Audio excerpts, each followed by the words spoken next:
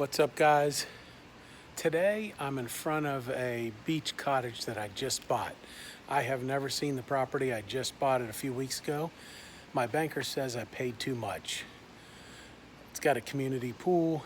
We have some friends that live in the neighborhood, and so we trust their judgment. But I'm going to walk through for the first time, and I want to show you guys, see what you think. I'm going to turn the camera around and let me know your thoughts. If I paid too much, my banker said I paid too much. I'll explain to you why in real estate it doesn't necessarily matter what you pay for the property if you have a plan and you know how to maximize revenue and use of your property. So I'm going to turn the camera around and we'll walk through the property. All right, here we go.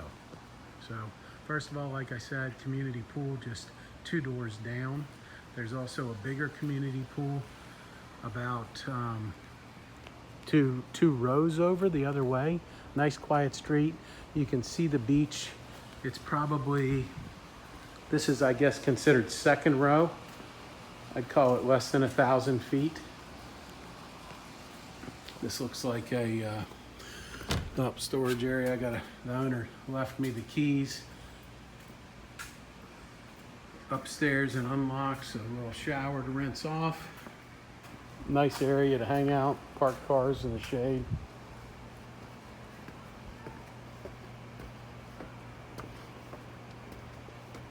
I've been buying real estate most of my life, and most of the time I do look at the property before I buy it. One of our friends actually did a FaceTime with me, and so I kind of knew what I was getting, but this is the first time I've been in the house. 3 bedroom, 2 bath. I made the mistake of prematurely putting a post on Facebook that it was going to be for rent, and I got 100 requests already to rent this house next month and next year. Little Jack and Jill bathroom. My wife wants to pull all the carpet up, put vinyl click flooring in. I plan on furnishing it the way it is, getting some rental income, and then letting the house pay for itself. It's not very big, 1,200 square feet. So the living area, little dining area, kitchen.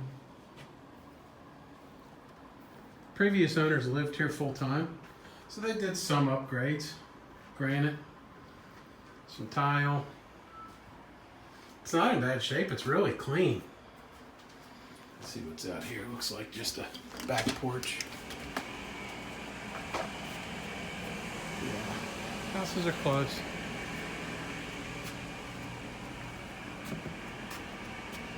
So that's where we came in. I don't know if you can see the water from here, but it's literally just on the other side of that tall building. They call it less than 1,000 feet away, and that's the selling point. I'm really happy. Everything is pretty clean.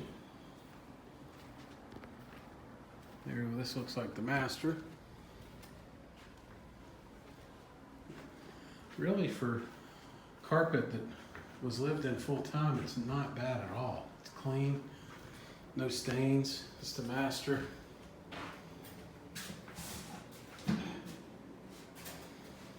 Yeah, you could use some upgrading. I hate those insert tubs, but it is what it is.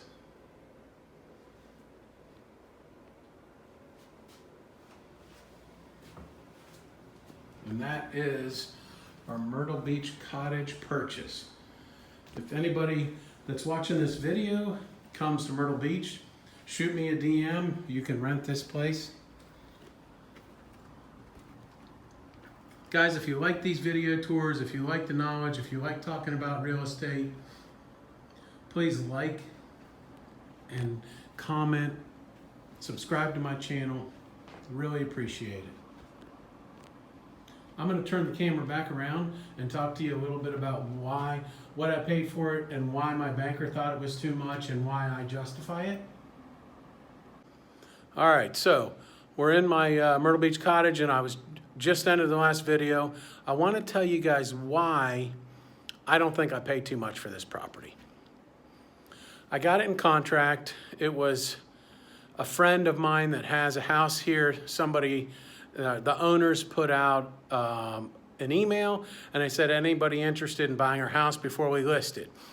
Our friends sent the email to us, contacted the owner, got it in contract within a day.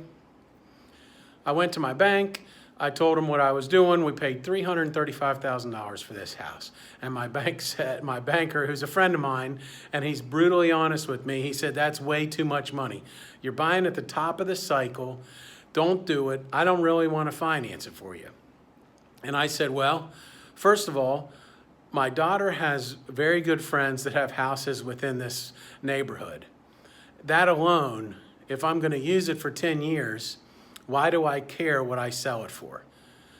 Secondly, if I sell it in 10 years for $225,000 and I lost $110,000, if we got to use it, big deal. I'd depreciate it. But secondly, I'm going to rent this property. And just by the Facebook posts that I've already been reached out, and I know I have 2 tentative bookings already for $4,000 for 2 weeks, and one next month and one next year. The people that rent this property are going to make the mortgage payment for me. It's going to be a complete write-off for me. I make the payment. I furnish the place, so I'll have probably $7,000 in furnishings.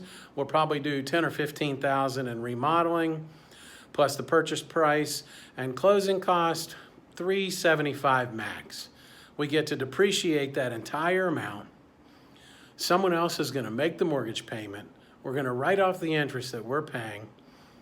And when we decide to sell it, after we use it when we want, it's rented the rest of the time.